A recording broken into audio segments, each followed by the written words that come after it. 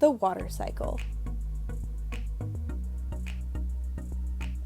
Let's learn about the system that moves water between the watershed and the Earth's atmosphere. This is the water cycle.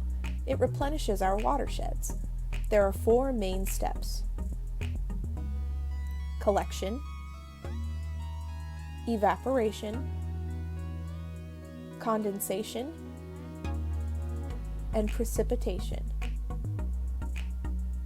The water cycle doesn't start at any particular step. It's a process that has been cycling through all the steps for millions of years. Another part of the water cycle is called transpiration. In transpiration, plants breathe water vapor out into the atmosphere through their leaves. Another part of the water cycle is called infiltration.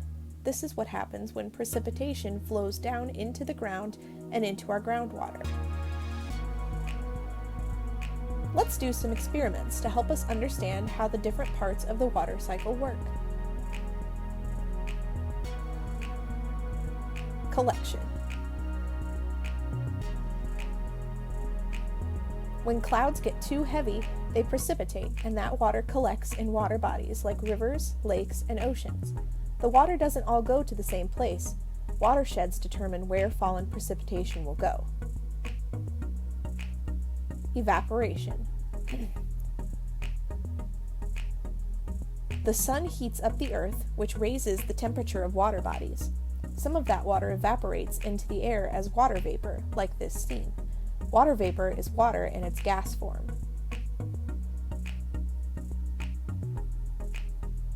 Condensation.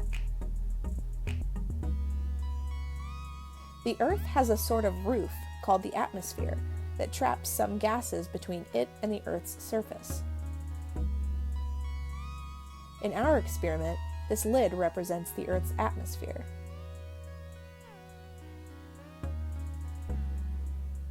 When water vapor cools down as it reaches the atmosphere and turns back into liquid to form clouds. In our experiment, these water drops represent clouds forming. Precipitation. When too much water condenses, the water droplets in the clouds get too heavy and they fall back to the ground as rain, snow, hail, or sleet.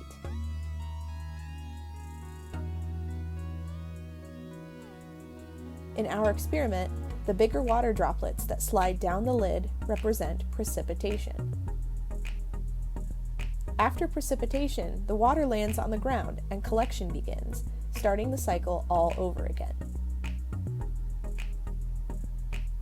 So what makes the water cycle so important to the watershed? Well, polluted water can be picked up and sent through the water cycle and eventually end up in lakes, rivers, and groundwater. This can harm the fresh, potable water we need for drinking, bathing, and cooking.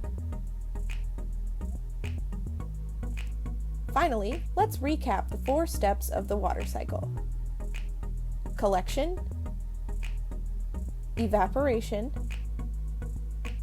condensation, and precipitation.